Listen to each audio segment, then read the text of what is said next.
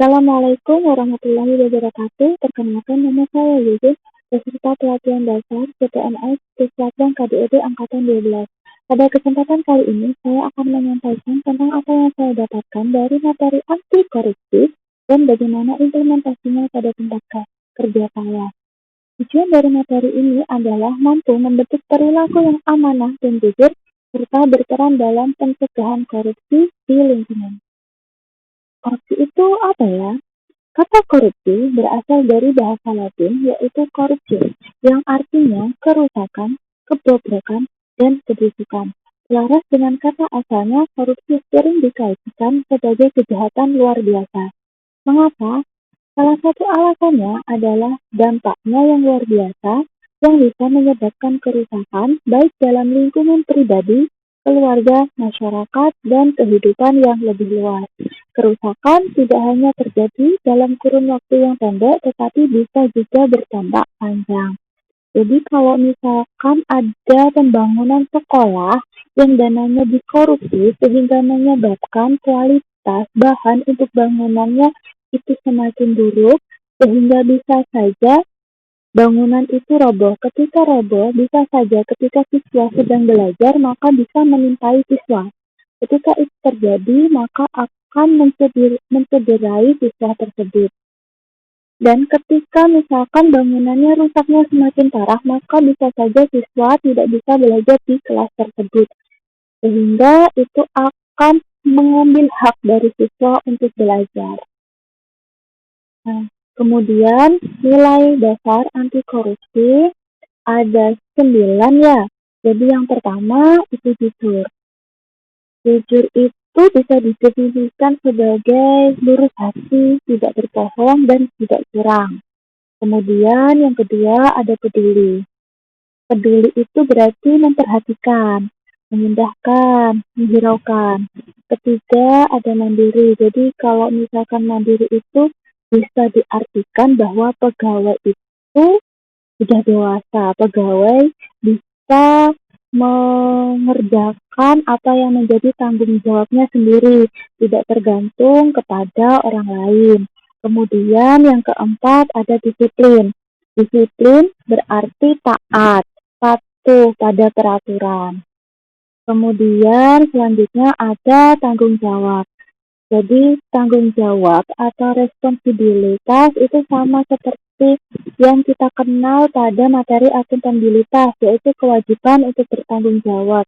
Jadi setiap pegawai yang memiliki rasa tanggung jawab itu akan memiliki kecenderungan untuk menyelesaikan tugasnya lebih baik dan dengan sepenuh hati. Kenapa? Karena dia akan berpikir bahwa suatu tugas yang tidak dapat diselesaikan dengan baik itu dapat merusak nama baiknya atau citranya di depan teman-temannya. Kemudian selanjutnya ada kerja keras. Jadi bekerja keras di sini itu didasari oleh kemauan. Jadi bekerja keras itu merupakan hal yang penting guna tercapainya hasil yang sesuai target. Selanjutnya ada sederhana. Jadi sederhana itu apa? Apakah sederhana itu berarti tidak menggunakan barang bermerek? Atau seperti apa? Jadi sederhana di sini itu lebih ke perilaku. Jadi dengan menerapkan prinsip hidup sederhana, pegawai itu dibina untuk memprioritaskan kebutuhan daripada keinginannya. Kemudian selanjutnya ada berani. Jadi nilai keberanian dapat dikembangkan oleh pegawai dalam kehidupan di dunia kerja dan di luar dunia kerja. Jadi antara lain itu bisa berani mengatakan kesalahan, berani mengakui kesalahan, berani membela kebenaran, berani bertanggung jawab, dan lain sebagainya. Kemudian nilai dasar dari anti korupsi itu ada adil. Berdasarkan katanya, adil itu sama berat, tidak berat sebelah, atau tidak memihak. Jadi bagi pegawai, karakter adil ini perlu sekali dibina. Kenapa? Agar pegawai itu dapat belajar mempertimbangkan dan mengambil keputusan secara adil dan benar. Selanjutnya, undang-undang terkait dengan pemberantasan tindak korupsi di Indonesia itu ada yaitu Undang-Undang Republik Indonesia Nomor 31 Tahun 1999. Kemudian selanjutnya saya akan memberitahu terkait dengan tingkatan korupsi ya teman-teman. Jadi tingkatan korupsi itu ternyata 3. Jadi korupsi itu tidak langsung terkait materi, tapi ada tingkatannya. Jadi yang pertama itu adalah betrayal of trust, pengkhianatan kepercayaan. Jadi semua orang yang mengkhianati kepercayaan atau amanah yang diterimanya, baik materi maupun non-materi.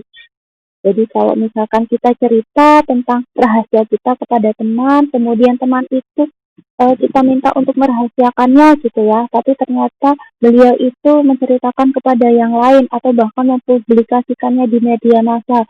Wah, berarti teman kita itu sudah melakukan korupsi. Kemudian yang kedua itu adalah abuse of power atau penyalahgunaan kekuasaan. Ini merupakan segala bentuk penyimpangan yang dilakukan melalui struktur kekuasaan. Jadi baik tingkat negara maupun lembaga struktural lainnya, termasuk pendidikan, tanpa mendapatkan keuntungan materi. Jadi sampai tingkat yang kedua ini belum masuk ke materi.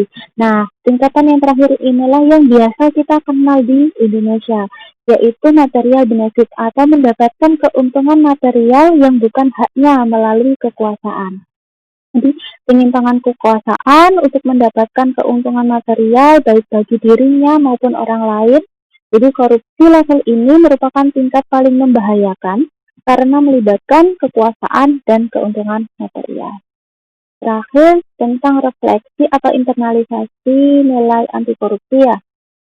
Jadi, sebagai bagian dari warga negara Indonesia dengan keyakinan akan ketuhanan yang Maha Esa, maka tentu kita percaya bahwa ada 3 episode kehidupan. Yang pertama itu kita kenal alam kandungan, jadi ketika kita masih di rahim orang tua atau ibu kita, kemudian akhirnya kita dilahirkan ke dunia ini, kemudian nanti setelah kita meninggal, kehidupan akhirat. Nah, ketika kita tahu atau kita yakin bahwa sebelum kita dilahirkan itu dulu kita sempat ditiupkan roh, kemudian kita pernah melakukan perjanjian dengan Tuhan kita untuk apa kita hidup, kemudian kalau misalkan kita akan mengetahui ketika hidup kita akan dipertanggungjawabkan. Nah, ketika itu selalu kita yakini, kita percayai, maka itu akan menjadi dorongan ya, supaya kita senantiasa melakukan hal yang terbaik, karena apa-apa saja yang akan kita lakukan itu akan kita pertanggungjawabkan. Termasuk kalau misalkan kita akan korupsi pasti akan dipertanggungjawabkan, maka itu akan membentengi diri kita untuk tidak melakukan korupsi. Selanjutnya, terkait dengan implementasi dari materi anti korupsi, itu yang pertama menerapkan perilaku disiplin waktu, jadi baik dalam bekerja maupun dalam mengajar. Yang kedua, mengerjakan amanah atau tugas yang diberikan pimpinan dengan penuh tanggung jawab dan dengan usahanya sendiri. Kemudian memiliki rasa kepedulian terhadap lingkungan, jadi baik di dalam dunia kerja maupun di luar dunia kerja. Jadi misalkan ada mahasiswa bimbingan kita yang tidak pernah hadir, itu ya ketika tidak segera menghubungi kita, itu baiknya kita yang menghubungi dia, menanyakan ke teman-temannya gitu ya. Kemudian yang selanjutnya adalah bersikap adil dalam memberikan penilaian pada mahasiswa. Jadi adil di sini itu bukan berarti nilainya semua mahasiswa sama, gitu bukan ya. Tapi indikator penilaiannya itu kita samakan, jadi kita tidak mempedulikan wajah mereka atau latar belakang mereka. Oke, baik, itu saja mungkin yang bisa saya sampaikan melalui video ini. Semoga bermanfaat. Wassalamualaikum warahmatullahi wabarakatuh.